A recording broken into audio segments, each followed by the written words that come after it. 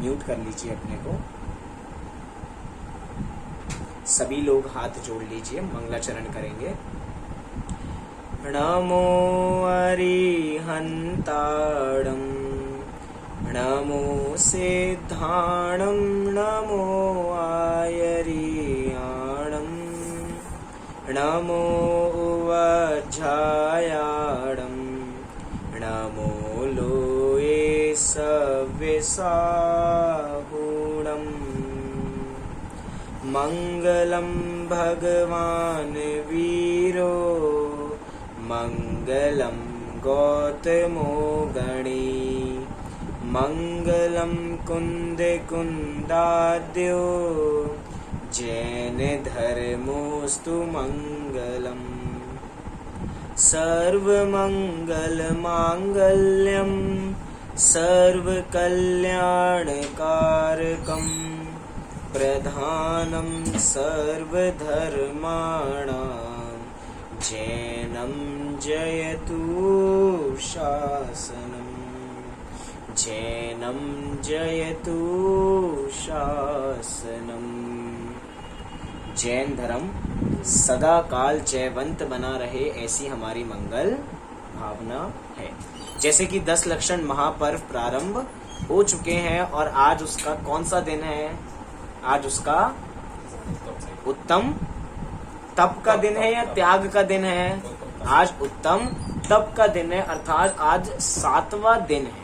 एक तरीके से अब हमें 7वें दिन 7 तत्वों को समझ लेना चाहिए, तो ही हम उत्तम तप के अंदर प्रवेश कर पाएंगे। उत्तम तप क्या होता है, आइए थोड़ा सा इसको जानने का प्रयास करते हैं।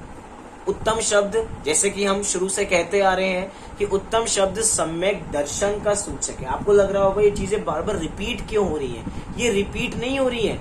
जब तक हम सम्यक दर्शन प्राप्त नहीं करेंगे तब तक हम इसके ही गुण गाएंगे कि उत्तम का अर्थ होता है सम्यक दर्शन की। बार बार हमें चोट पड़े तो हम सम्यक दर्शन की प्राप्ति करें। ऐसे ही एक बार एक पत्थर था, पत्थर के ऊपर पहाड़ से एक एक बूंद पानी गिरती रहती थी।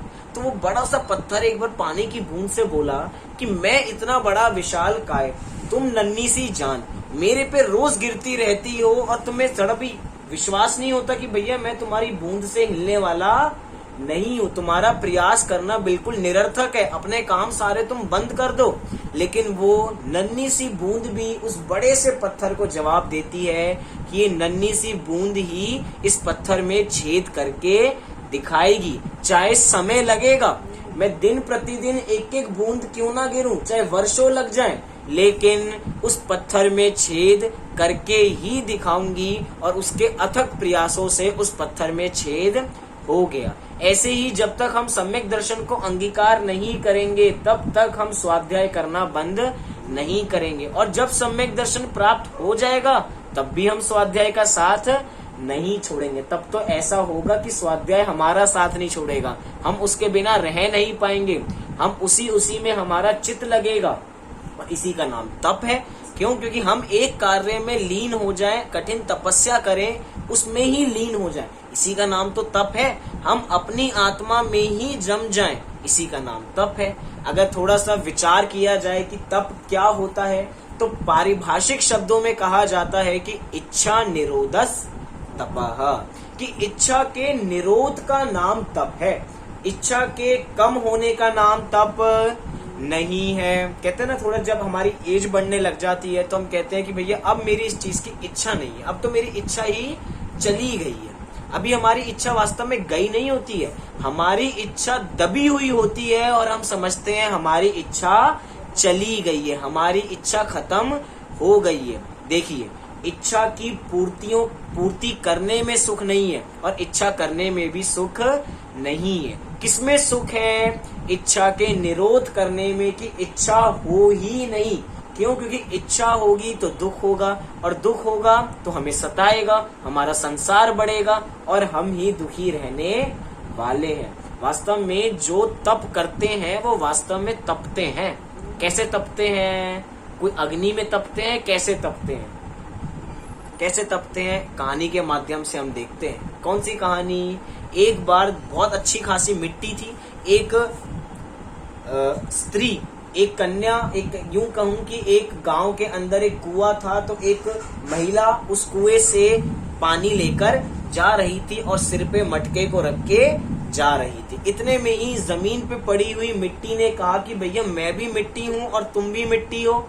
क्या कहा जमीन की मिट्टी ने कि मैं भी मिट्टी हूं और तुम भी मिट्टी हो, लेकिन मैं जमीन पर और तुम उस महिला की स्त्री पर, मुझे कोई सम्मान नहीं मिलता, मुझ पे सब पैर रख कर जाते हैं और तुम्हें तो सब अपने सिर का ताज बनाकर चलते हैं। ऐसा तुमने क्या कार्य किया है, मुझको भी बताओ, मुझको भी ऐसा बनना है।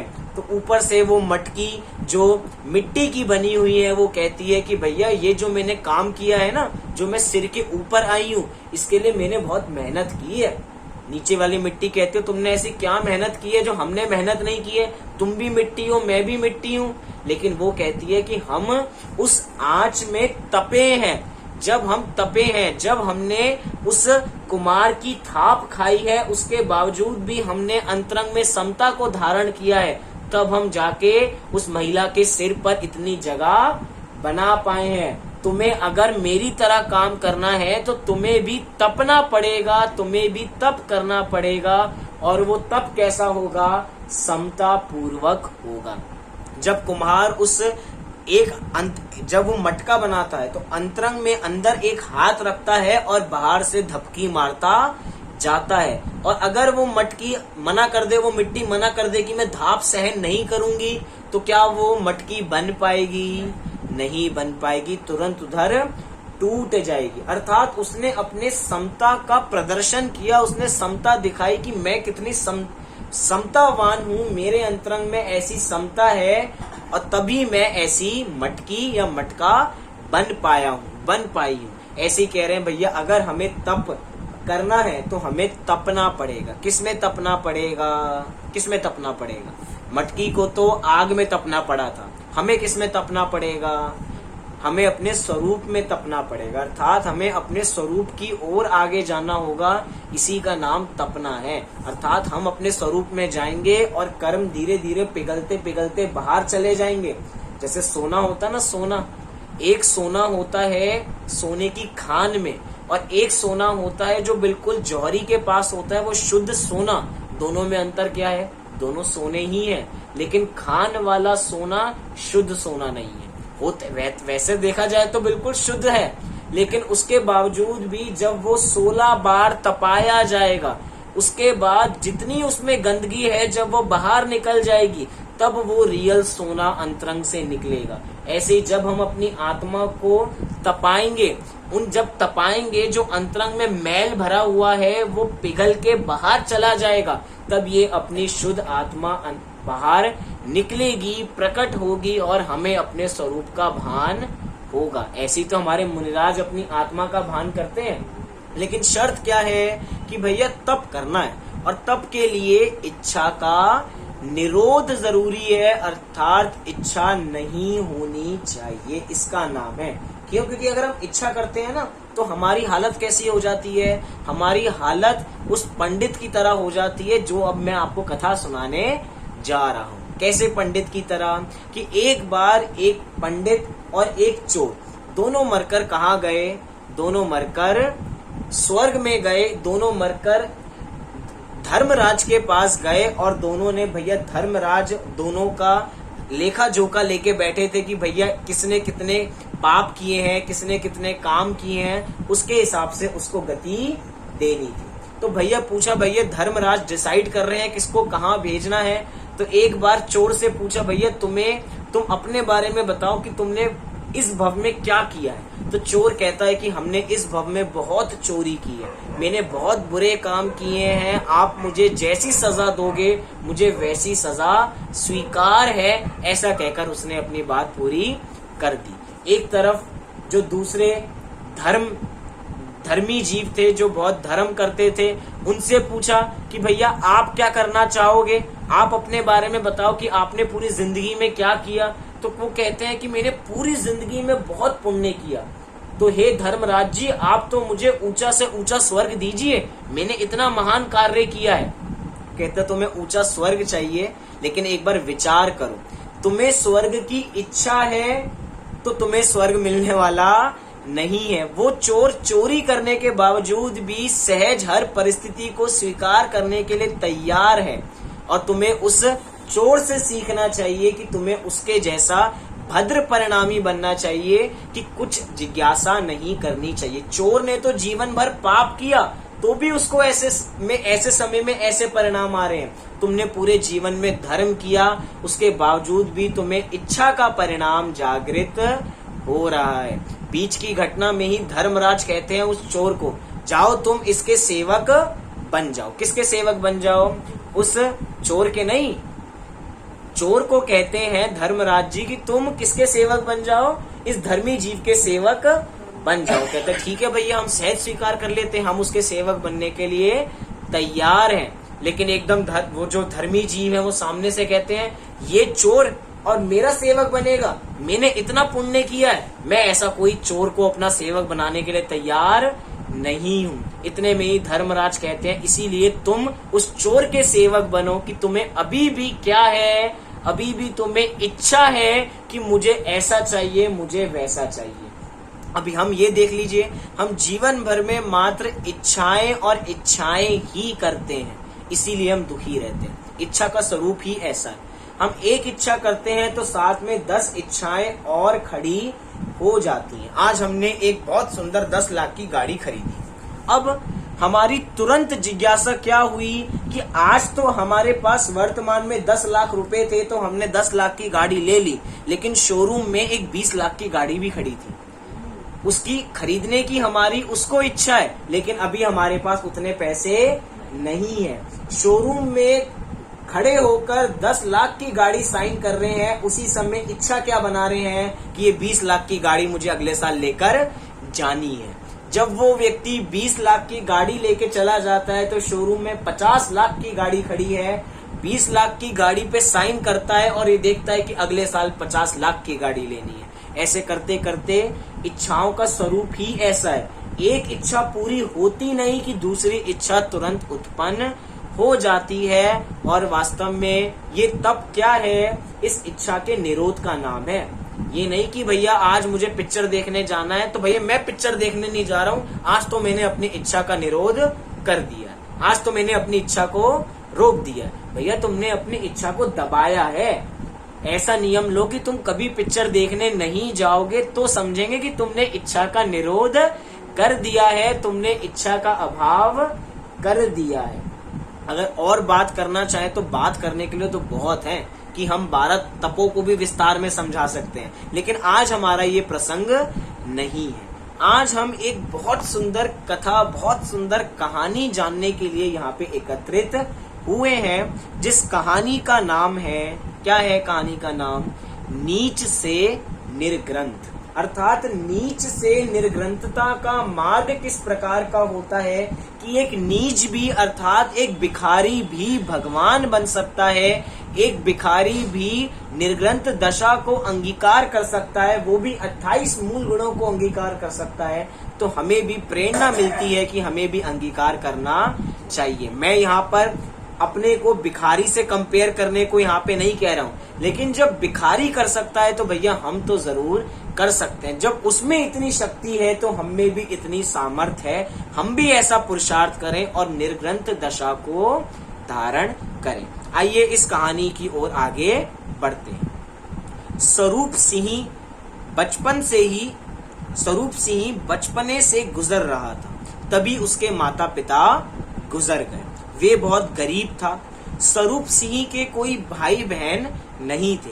वह जाति से तो क्षत्रिय था, परंतु वह परिस्थिति के मारे एक नीच, हष्ट और पुष्ट भिखारी बन गया था, क्योंकि घर में कोई करने वाला नहीं था, बेचारा अकेला व्यक्ति था, लेकिन क्षत्रिय होते हुए भी एक तंदुरुस्त भिखारी बन गया। उसका क्षत्रित्व ना जाने कहां पर लुप्त हो गया था, वे अपने को स्वरूप को भूले बैठा था। सचमुच उसे खबर ही नहीं थी कि मैं क्षत्रिय हूँ। उसे मांग कर पेट भरने में आनंद आने लगा था। रोजाना प्रातः होती कि भीख मांगने निकल जाता कि माता खाना दे दो, पेट भर जाएगा, तुम्हारे बच्चों को आशीर्वाद मिलेगा। ऐसा कह के वो हर घर पे जाता और भीख मांग के खाना खाना चालू कर देता। घर घर जाके भीख मांगता, अरे भाई रोटी दे दो, मैं भूखा हूँ, आपका भला होगा। अरे माँ थोड़ा आटा दे दो, अरे सेठ जी एक दो पैसे दे दो, आपका भला होगा। जब उसे कोई पेट भर भोजन करा देता तो उसे अनेक शुभकामनाएं देता और उसे बहुत परोपकारी समझता। और ऐसा हठी भिखारी था कि जब तक कोई उसे कुछ दे ना दे तब तक उसको छोड़ता नहीं था, कुछ ना कुछ तो लेकर ही जाता था। वह इतना नीच था कि जब भी मांगता तो कुछ ना कुछ लेकर आता। उसे अनेक लोगों की खरी खोटी भी सुननी पड़ती थी। भिखारियों की जिंदगी ऐसी नहीं है भैया।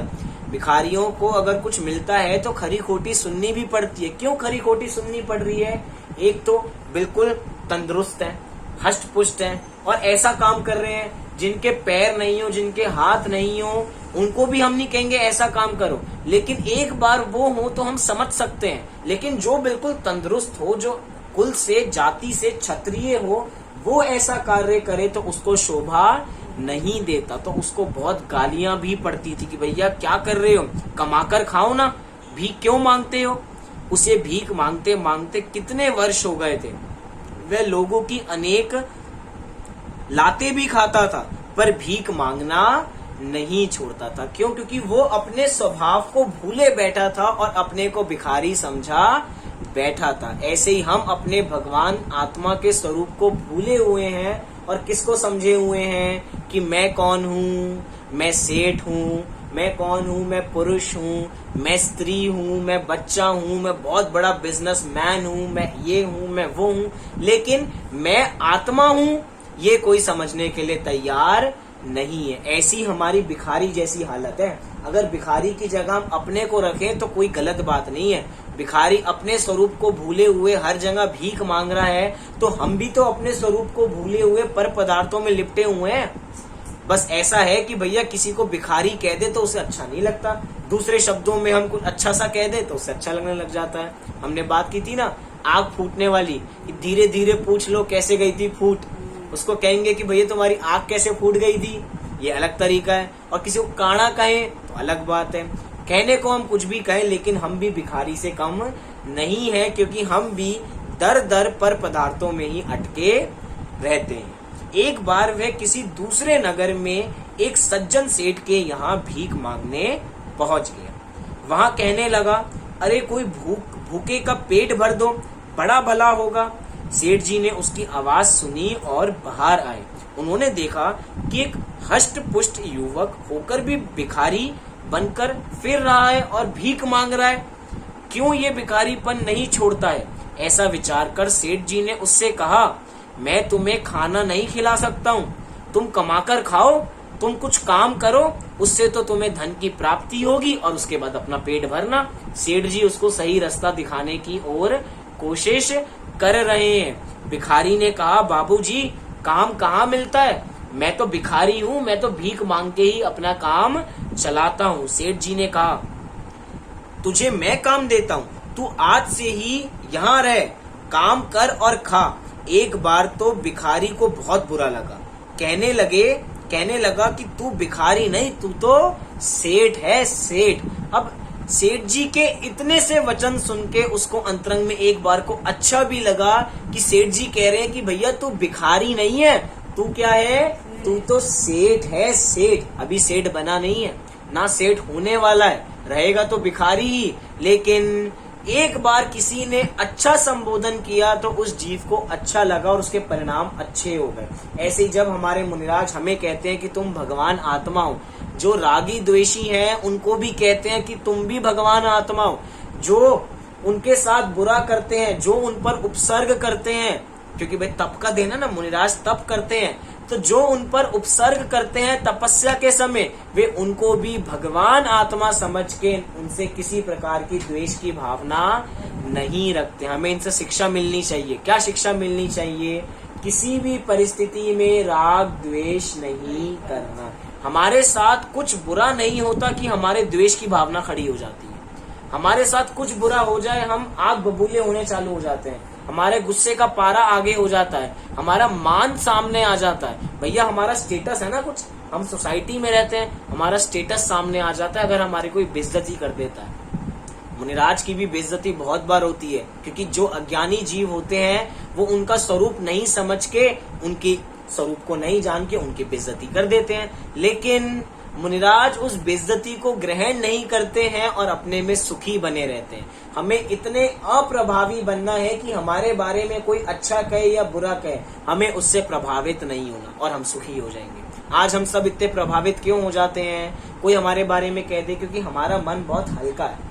क्या है, हमने अपने मन को मजबूत नहीं बना रखा है, हमने पंच इंद्रियों में पढ़ के अपने मन को बहुत कमजोर बना दिया है। इसके कारण हम छोटी छोटी बातों में गुस्सा कषाय करने लग जाते हैं। लेकिन मुनिराज पंच इंद्रियों को उन्होंने कंट्रोल कर रखा है तपस्या के माध्यम से, तप के माध्यम से। तो उन्होंने अपने मन को भी कंट्रोल कर रखा है, क्योंकि मन का स्वरूप कैसा है? मन बहुत चंचल है, उपयोग इधर से उधर भागता है। अभी हम क्लास सुन रहे हैं, अभी हम प्रवचन सुन रहे हैं, तो प्रवचन या कक्षा में ही अनेक बार उपयोग अनेक जगह पे जाता है।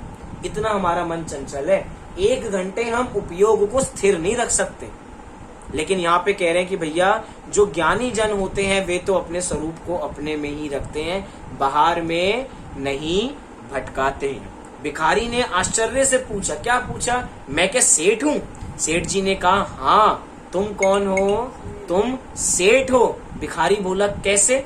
सेठ जी ने कहा, तू अपना भिखारीपन छोड़ दे और यहाँ काम करने लग जा और तू तभी से सेठ हो जाएगा। ऐसा उन्होंने उसको संबोधन कर दिया। मतलब क्या है? भिखारीपन छोड़ते ही सेठ के अपने में अपनापन आ जाएगा। ऐसे ही हम अपनी राग द्वेष को छोड़ दें और अपनी वीतराग स्वरूप आत्मा को ग्रहण करें तो अपना स्वरूप हमें क्षण मात्र में उसकी प्राप्ति हो जाएगी। भिखारी ने कठिनाई से अपने मन को समझाया और सेठ जी की बात को स्वीकार करने का मानस बनाया और सेठ जी से कहा, मैं आपके यहाँ काम करने को तैयार हूँ, पर आप मुझे धोखा मत देना।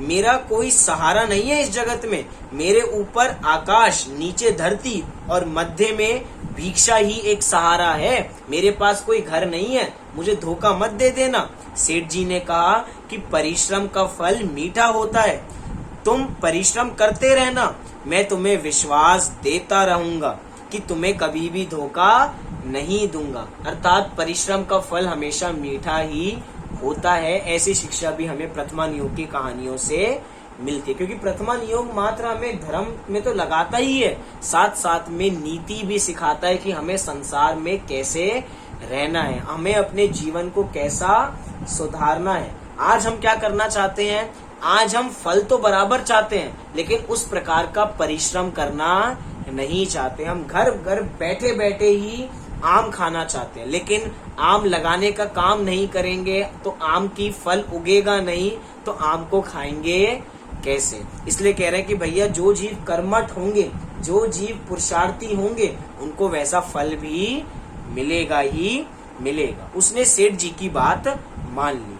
सेठ जी ने उसे कहा कि तू पहले स्नान कर ले, फिर मैं तुझे थोड़े कपड़े देता हूँ, पहन लो, खाना देता हूँ, खा लो, काम देता हूँ तो वह कर लो। सेठ जी के कहे अनुसार वह कार्य करने लगा। सेठ जी के यहाँ बहुत नौकर थे, उन्हें नौकरों की जरूरत तो नहीं थी, लेकिन भैया एक जरूरतमंद को समझ के उन्होंने अपने काम पर उसको रख लिया। उसको उससे प्रतिदिन काम कराते, उसको खाना खिलाते और कुछ ना कुछ उसको ज्ञान की बातें बताते रहते। वे कुछ दिनों बाद जाने लगा कि भैया अब मैं सेठ जी के घर से जा रहा हूँ, क्योंकि अब तो मैं सब कुछ समझ गया हूँ। सेठ जी ने समझाया तो वह रुक गया। सेठ जी उसे नित्य कुछ ना कुछ शिक्षा फिर देने चालू कर देते, जिससे उसमें कुछ परिवर्तन आने लगा। जैसे कि ये घड़ा होता है ना, घड़े पर अगर मैं 3-4 पानी की बूंद छिड़कूं तो अगर दूर से दिखाऊं तो आपको गीला दिखेगा क्या? हाँ जी कि ना जी? ना जी, दिखेगा नहीं। लेकिन क्या वो गीला हुआ है? गीला तो हुआ है। ऐसे ही वो सेठ जी धीरे धीरे ज्ञान की बातें उसको देते जा रहे थे, चाहे हमें अभी बदलाव नहीं दिख रहा, लेकिन आगे इतना बड़ा बदलाव होने वाला है कि वो निर्ग्रंथ दशा को अंगीकार करने जा रहा है। आज ये हम थोड़ा थोड़ा ज्ञान को अंगीकार या ग्रहण कर रहे हैं ना, तो ये अभी हमें इसका रिजल्ट नहीं दिखाई दे रहा। हम कहते हैं ना, हम इतना धर्म कर रहे हैं, हमें इसका फल तो दिखाई नहीं दे रहा।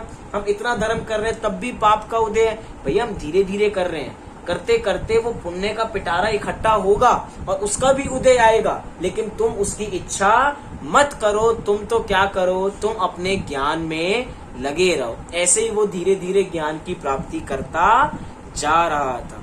जब उसके 1 माह पूरा हुआ और सेठ जी ने उसे वेतन दिया तो वह तो उछल पड़ा। जिसको आज तक हमेशा कुछ चंद पैसे मिले हो, उसे आज वेतन मिला। सेठ जी साथ साथ में रहने को दे रहे हैं, खाने को दे रहे हैं, साथ साथ में ज्ञान की बातें अर्थात उसको शिक्षा भी मिल रही है और साथ साथ में वेतन भी मिल गया। तो भैया वो तो उछल के कूदने लग गया। सेठ जी तो उसके लिए जैसे कि परोपकार स्वरूप हो गए हो। मैं तो सामने से सेठ जी कहते हैं कि मैं कोई परोपकारी नहीं हूँ, तुमने मेहनत की है उसी का ये फल है। तुम अपना कल्याण करो तो तुम्हारा कल्याण अवश्य होगा। वह सेठ जी के यहाँ 3 वर्ष तक रहा। वह व्यापार के सारे गूढ़ रहस्य समझ गया। उसने अपनी अच्छी साख बना ली थी। उसने नया व्यापार प्रारंभ करने का मानस भी बना लिया था। 3 साल उसने समझा और अपना नया व्यापार चालू करने का विचार कर लिया था। यह बात उसने सेठ जी से कही। सेठ जी के बिना किसी बहानेबाजी से उसका व्यापार प्रारंभ करा दिया। सेठ जी ने उसका व्यापार प्रारंभ करा दिया। अब वह भिखारी नहीं, नौकर नहीं रहा, अब तो वो सेठ हो गया है। तो देखिए भिखारी से सेठ तक का सफर कैसा रहा कि एक व्यक्ति ने ज्ञान का संबोधन किया, उसको समझाया, तो वो भिखारीपन छोड़ के सेठ हो गया। अगर हम जिनेंद्र भगवान की बातें एक पल भी ध्यान चित्त से सुने तो हम भी भक्त से भगवान बन जाएंगे। अभी जो हम कहते हैं ना कि हम जब पशु परमात्मा बन सकता है, तो ये हम जो कागज हैं, वो कागज ये यूं कहूं कि जो हम कांच के टुकड़े हैं, हम हीरे नहीं बन सकते। हम बन सकते हैं, हम भी भगवान बन सकते हैं, लेकिन क्या करना पड़ेगा? धैर्य रखना पड़ेगा, धैर्य से काम करना पड़ेगा, तपस्या करनी पड़ेगी। 3 साल तक लगातार उन बातों को ग्रहण करना पड़ेगा। यहाँ पे तो कह रहे हैं कि अगर हम अंतर्मूर्त अपनी आत्मा की ओर ध्यान करें तो केवल ज्ञान लेके उठते हैं। कितनी देर? अंतर्मूर्त अपनी आत्मा के ओर ध्यान करें तो ही। और इसके लिए ज्यादा ज्ञान की जरूरत नहीं है कि हमें इतने इतने शास्त्र पढ़ने पड़ेंगे, ऐसा ऐसा करना पड़ेगा। 3 साल की जरूरत भी नहीं है, 6 महीने, मैं तो कहूँ 6 महीने की भी जरूरत नहीं है। जो जीव 7 तत्वों का निर्णय कर ले, उसको तुरंत ही सम्यक दर्शन की प्राप्ति हो जाएगी और उसका आनंद भाव चला जाएगा। कितनी देर लगती है 7 तत्वों का निर्णय करने में? क्या हमें 7 तत्वों के नाम नहीं आते? सबको आते हैं। जीव, अजीव, आश्रव, बंध, संवर, निर्जरा और मोक्ष, सब आता है। और एक तरफ शिव भूति मुनिराज को कुछ नहीं आता था, उसके बावजूद भी कल्याण हो गया। नमोकार मंत्र तक नहीं आता था, कल्याण हो गया। भैया हमें धैर्य तो रखना ही पड़ेगा। धीरे धीरे तपस्या करते रहें, समता बनाए रखें तो कल्याण हमारा भी होगा। लेकिन अपने साथ क्या होता है कि हम थोड़े ज्यादा ज्ञानी हो गए हैं आजकल। हम ज्ञानी हो गए हैं तो हम शास्त्रों को शस्त्रों की तरह प्रयोग करते हैं। हम क्या करते हैं? हम बहाने बनाने लग जाते हैं। भैया क्या करें, पंचम काल चल रहा है, पंचम काल में ऐसा ही होता है, सबके परिणाम ऐसे ही होते हैं, तो हमारे भी परिणाम ऐसे ही होंगे। पंचम काल चल रहा है, इससे ज्यादा पुरुषार्थ तो इस काल में होता नहीं है। भैया हमसे तो भैया जिसकी जैसी भूमिका होती है वो वैसा ही कार्य करता है। ऐसा कह के हम बचने लगे कि भैया हमारी ऐसी भूमिका है, जब हमारी ऊंची भूमिका होगी तब हम त्याग करेंगे, अभी तो हमसे कुछ होने वाला नहीं है। हम अभी तपस्या नहीं कर सकते, जब हमारी भूमिका होगी तब करेंगे। ऐसे हम बहाने बनाने लग गए हैं। ये हमारे बहाने हैं। प्रथमान योग ऐसा नहीं कहता, बहाने बनाना प्रथमान योग नहीं सिखाता। वो कहता भैया पंचम काल हो गया तो क्या हुआ? कुंद आचार्य किस काल में हुए थे? क्या वो चौथे काल में हुए थे? कुंद आचार्य भी पंचम काल में हुए थे, अर्थात उन्होंने भी पुरुषार्थ किया था। कितने वर्ष में दीक्षा ले ली थी? 11 वर्ष की उम्र में दीक्षा ले ली थी। कितने?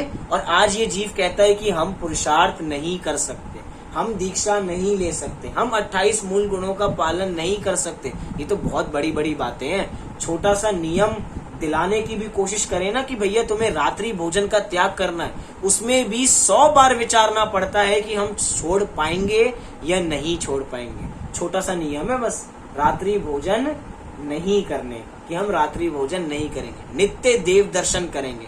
इतने छोटे छोटे से नियम लेने में पसीने आ जाते हैं। कल सोच के बताएंगे, परसों सोच के बताएंगे, थोड़ा विचार कर लें, प्रैक्टिस कर लें, फिर काम करेंगे। भैया जो पुरुषार्थ करने वाले होते हैं वो पंचम काल का बहाना नहीं बनाते। वो ये नहीं कहते कि इस काल में सहनन बहुत कमजोर होता है। सहनन तो कुंत आचार्य का भी वही था जो हमारा है, लेकिन उन्होंने कल्याण किया ना, उन्होंने मुनि पद अंगीकार किया ना, वो आचार्य पद उन्होंने अंगीकार किया, साथ साथ में 84 पहाड़ों की संरचना की। भैया हमें ऐसा पुरुषार्थ अंतरंग से जगाना है। ऐसा कह के वो अब क्या बन गया था, वो भिखारी क्या बन गया, वो सेठ बन गया। एक दिन वह जंगल में भ्रमण करने के लिए गया। वहां उसने परम शांत मुद्रा के धारी रत्नत्रय के धनी दिगंबर मुनिराज को देखा। वे एक चट्टान पर आत्म ध्यान कर रहे थे। उसने कुछ दूर से ही देखा और विचार किया कि इस प्रकार ये कौन बैठा है। ना वस्त्र है, ना शस्त्र है, मात्र कमंडलू और पीछी ही दिख रही है। मुद्रा भी कितनी परम शांत व सौम्य है। सचमुच यह कोई महान साधु होना चाहिए। ऐसा विचार कर वह उनके निकट गया और उनके पास नमन किया और उनके पास बैठ गया। मुनिराज तो अपने आत्म ध्यान में ही लीन थे। वह उनकी परम शांत मुद्रा को निहारता रहा।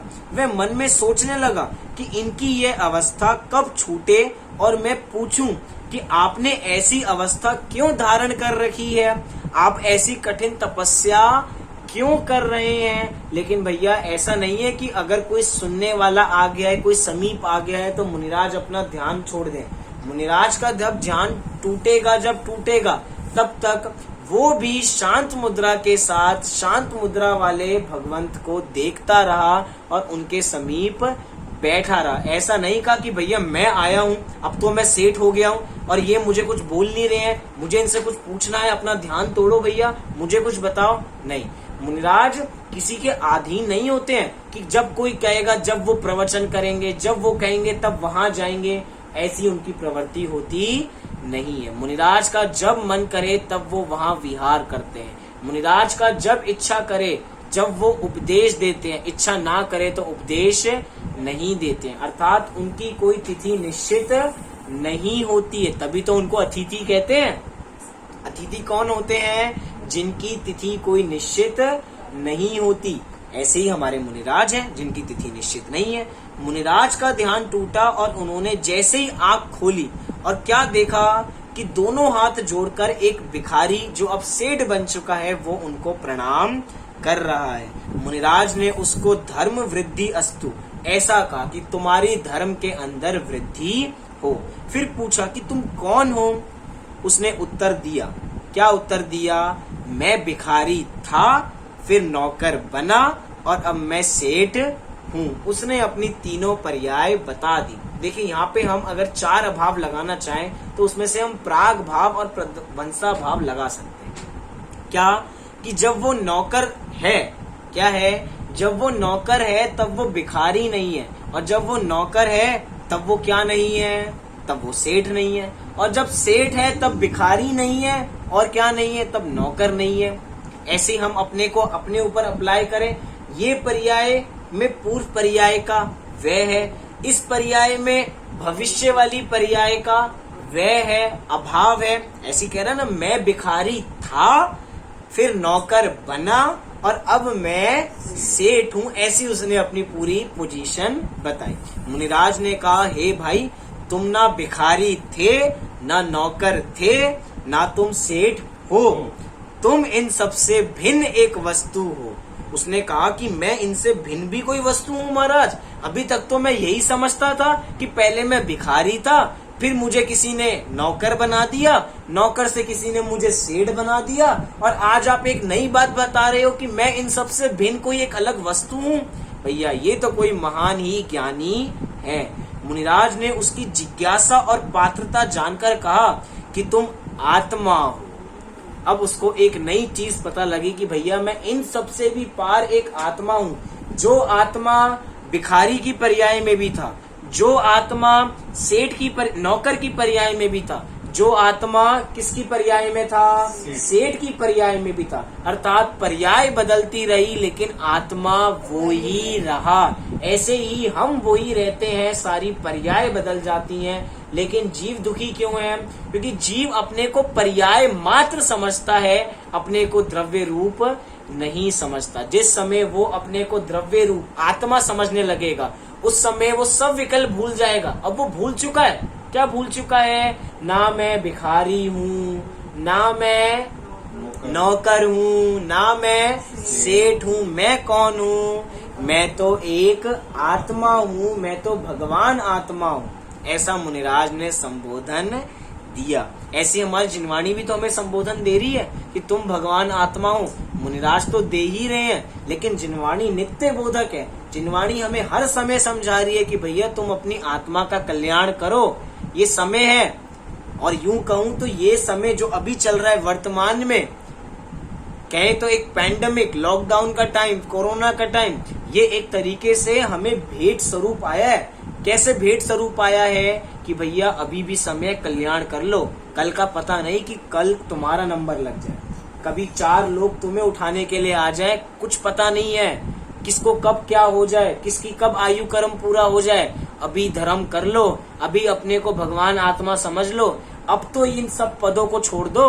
किन सब पदों को छोड़ दो? जो संसार में पद मान रखे हैं। क्या पद मान रखे हैं? मैं ऐसा हूँ, मैं वैसा हूँ, मैं एक बहुत बड़ा सेठ हूँ, मैं ऐसा हूँ, मैं वैसा हूँ। लेकिन भैया कह रहे हैं ऐसा तुम कुछ भी मत मानो, अपने को क्या मानो? अपने को बस आत्मा ही जानो। जो हमारे आचार्य परमेष्ठी होते हैं ना, जब उनका एक तरीके से समाधि मरण होना होता है, अब बस वो जाने ही वाले होते हैं, उससे पूर्व वो अपने आचार्य पद को त्याग देते हैं और क्या हो जाते हैं, किसी योग्य शिष्य को जान के आचार्य पद उनको सौंप देते हैं और स्वयं सामान्य साधु, सामान्य मुनिराज हो जाते हैं। क्यों? क्योंकि अगर पद से मरण करेंगे तो उनकी अच्छी गति नहीं होगी। क्यों? ये सारे पद बुरे हैं, क्योंकि उपाधि है, उपाधि संसार में रुलाती है, और समाधि कहाँ लेके जाती है? समाधि मोक्ष में लेके जाती है। समाधि हमें अपने बारे में बताती है।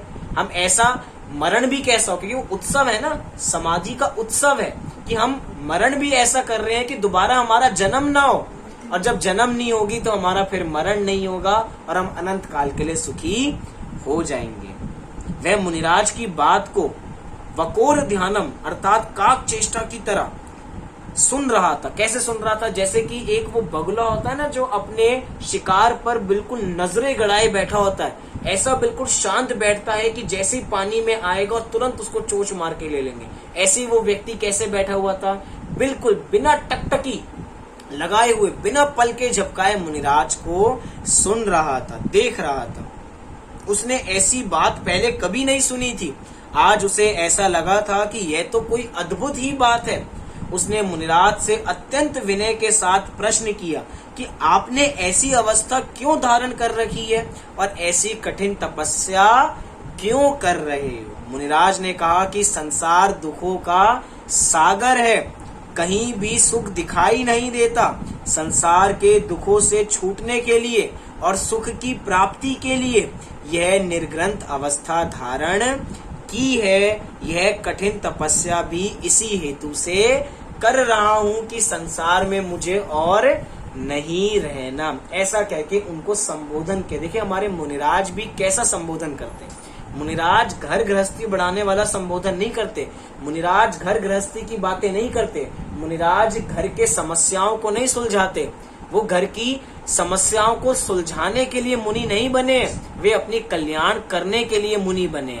जब अपना कल्याण करते हैं तो अपने कल्याण में जुटे होते हैं। जब ध्यान टूटता है तो अन्य जीवों के कल्याण करने के लिए उनको भी ऐसा श्रेयस्कर मार्ग पर लगाते हैं कि जैसे मैं कल्याण के मार्ग पर लगा हूं, ऐसे ये भी कल्याण के मार्ग पे लगे और ये भी अपना कल्याण करें।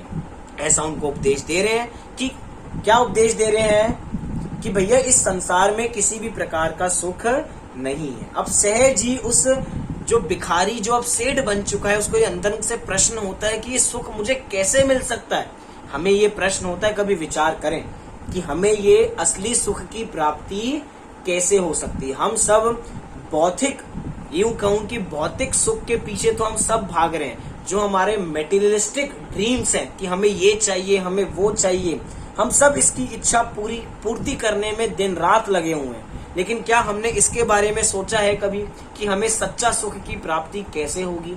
थोड़ा समय हम विचार करें। देखिए, हम अभी स्वाध्याय कर रहे हैं, ये बात अलग है, लेकिन हम कह रहे हैं कि एकांत में कुछ समय ये विचार करें कि मैं अपना कल्याण किस प्रकार कर सकता हूँ, मैं कौन हूँ। भगवान के स्वरूप को विचारें और भगवान के स्वरूप से अपने स्वरूप का मिलान करें कि भैया जैसे भगवान का स्वरूप है वैसे ही स्वरूप मेरा भी है। क्या कि जब हम भगवान को नमस्कार करें तो पैसे क्या करते हैं? कहते हैं कि भैया वंदितु सब सिद्धे नमः समय सारा है। वंदितु सब सिद्धे अर्थात मैं सर्व सिद्धों को नमस्कार करता हूँ। फिर क्या कहें? नमः समय सारा है, अर्थात मैं अपनी भगवान आत्मा को नमस्कार करता हूँ। पहले सिद्धों को नमस्कार, सिद्धों को नमस्कार करके अपनों को नमस्कार, अर्थात अपनी आत्मा को नमस्कार, तभी जाकर हमारा कल्याण होगा। मुनिराज ने कहा कि हे भाई, इस नग्न अवस्था की कठिन तपस्या से सुख नहीं मिलता है। बहुत बढ़िया उत्तर देने जा रहे हैं मुनिराज। कह रहे हैं कि जिस कठिन तपस्या को तुम कठिन समझ रहे हो ना, वास्तव में इस कठिन तपस्या से भी सुख नहीं मिलता है। तुम्हें जो लग रहा है, यह भी भिखारी और नौकर और सेठ की तरह एक क्षणिक अवस्था ही तो है। जैसे तुमने बताया कि तुम भिखारी थे, फिर तुम नौकर हुए, फिर तुम सेठ हुए, जैसे ये क्षणिक अवस्था है, ऐसे ही जो मैं तपस्या कर रहा हूँ वो भी कैसी है? क्षणिक अवस्था ही है। वो भी मुझे सुख देने वाली नहीं है। देखिए, थोड़ा कहा बहुत समझना। क्या? थोड़ा कहा बहुत समझना। वो कठिन तपस्या को मुनिराज स्वयं कह रहे हैं, वो भी श्रेयस्कर नहीं है, वो भी संसार में ही बांधने वाली है। अगर हम अपना कल्याण ना करें और मात्र क्रिया कोरी क्रिया कांड में लगे रहे, तो वो भी हमें संसार में लेके जाके ही छोड़ती है। इसलिए कह रहे हैं कि भैया ये कठिन तपस्या से भी सुख नहीं मिलता, ये तो सब क्षणिक है। अपने को जानकर पूर्ण मुक्ति की प्राप्ति के लिए निर्ग्रंथ होना अत्यंत आवश्यक है। जब निर्ग्रंथ होकर जीव अपने को पहचानता है तो एक दिन वह ऐसी अवस्था छोड़कर भगवान बन जाता है और अपना कल्याण कर लेता है। मुनिराज की बात सुन के उसको लगा कि मैं भी निर्ग्रंथ बनना चाहता हूँ, मुझे भी इसकी विधि चाहिए। हे मुनिराज, आप इसकी विधि बताइए। सोचिए, थोड़ी सी पहले की पर्यायों को याद कीजिए। कुछ चंद साल पहले जाइए तो कौन है वो? भिखारी है। भिखारी को भी ऐसे परिणाम आ रहे हैं कि मुझे क्या बनना है? मुझे मुनिराज बनना है। कुछ अनुकूल परिस्थिति नहीं है, हर जगह प्रतिकूलताएं हैं, लेकिन उसके बावजूद भी कल्याण की भावना है कि मुझे निर्ग्रंथ होना है। कहते हैं ना, भजन गाते हैं, निर्ग्रंथता की भावना अब हो सफल मेरी। क्या कह रहे हैं? निर्ग्रंथता की भावना अब हो सफल मेरी। सफल कब होगी? जब निर्ग्रंथता की भावना भाएंगे। मात्र भजन बोलने से निर्ग्रंथता की भावना आने वाली नहीं है। मुनिराज ने कहा कि तुम आत्मा हो, इसके अतिरिक्त और कुछ भी नहीं हो, ना कुछ तुम्हारा है ना तुम किसी के हो। ऐसा यथार्थ श्रद्धान करो और स्वयं में लीन हो जाओ। यही निर्ग्रंथ का मार्ग है। ऐसा सुनकर मुनिराज पुनः आत्म ध्यान में लीन हो गए। उसने मुनिराज की कही विधि पर अमल करना प्रारंभ कर दिया। उसे घर बाहर और दुकान आदि की कुछ सुध नहीं थी। उसे तो वो इतना मग्न हो गया था जैसे कि कोई रणभूमि में क्षत्रिय लड़ते हुए इतना मुग्ध हो जाता है कि अपने घर बार के बारे में भी भूल जाता है। ऐसी वो आत्मा में इतना मग्न हो गया था कि वो ये भूल गया कि मैं भिखारी हूँ, मैं नौकर हूँ, मैं सेठ हूँ। किसी प्रकार की परवाह नहीं रही और अपने ध्यान में मग्न हो गया। वह अपने को आप रूप जानने लगा। आखिर उसने अपने आप को जान ही लिया। अभी तक वो अपने को भिखारी जानता था, अब तक वो अपने को नौकर जानता था, अब तक वो अपने को सेठ जानता था, लेकिन अब उसको वास्तविकता मिली है कि उसने अपने को वास्तव रूप में जान लिया। उसने अपनी शक्ल आईने में वास्तव में देख ली है। क्या देख ली है? अपने को आत्मा देख लिया है। यहाँ अब आनंद का सरोवर उछल रहा था। आज तो उसे अनंत दुखों का सागर समाप्त हो रहा था, अब उसका स्वर्णिम दिवस जाग रहा था। मुनिराज की जब आत्म तल्लीनता की दशा छूटी, तब उसने कहा, हे गुरुदेव, वे सेठ जी जिन्होंने मुझे बताया कि तू भिखारी नहीं सेठ है। क्या कहा? कि तू सेठ है। मुझे सेठ बनाया तो वे उपकारी हैं ही, क्योंकि उन्होंने भी मुझे एक अच्छे मार्ग पर लगाया। पर आपने तो ऐसा मार्ग बता दिया है कि ना मैं भिखारी हूं, ना मैं नौकर हूं, ना मैं सेठ हूं। मैं कौन हूं? मैं तो एक भगवान आत्मा हूं, और आपने भगवान आत्मा को भगवान आत्मा बना दिया। अतः आप तो परम उपकारी हो, आपकी तपस्या तो परम उपकारी है। आप भी मुझे ऐसी निर्ग्रंथ दशा प्रदान कीजिए। बोलिए नग्न दिगंबर वीतरागी मुनिराजों की जय हो। नीच बना निर्ग्रंथ। नीच कौन बन गया? निर्ग्रंथ बन गया। क्यों? क्योंकि निर्ग्रंथता की भावना भाई थी। मुनिराज ने उसकी संपूर्ण स्थिति को समझ लिया, तब उसे मुनि का संपूर्ण स्वरूप समझाया। तब उसने जब उसके समझ में आ गया, तब मुनिराज ने उसे मुनि दीक्षा दी। अब वह निर्ग्रंथ बन गया था। अहो धन्य है वे परम उपकारी मुनिराज, जिन्होंने आपको आप रूप जाना और दूसरों को भी यही मार्ग दिखाया। अहो धन्य है वे जीव जो नीच से निर्ग्रंथ बन गया। अतः हमें भी क्या बनना है? नीच से निर्ग्रंथ बनना है या क्या बनना है? अपने अपने ऊपर लगा ले। अगर हम सेठ हैं तो हमें सेठ से निर्ग्रंथ बनना है, अगर हम बालक हैं तो हमें बालक से निर्ग्रंथ बनना है। यूं कहूं, ये ऐसा मार्ग है जो वास्तव में अपना स्वरूप हमें दिखाता है। अभी तक हम आईना देखते हैं ना, तो हम किसको देखते हैं? हम अपने शरीर को देखते हैं। लेकिन अब जब आईना देखो तो अपने शरीर को मत देखना, अपनी भगवान आत्मा को देखना, अर्थात अपने स्वरूप को देखना। तो हम भी निर्ग्रंथ होंगे और अपना कल्याण अवश्य करेंगे। अतः हम सब अपना कल्याण करें, इसी मंगल भावना से अभी की बात को पूरी करते हैं। सभी लोग 9 बार नमोकार मंत्र का पाठ करेंगे।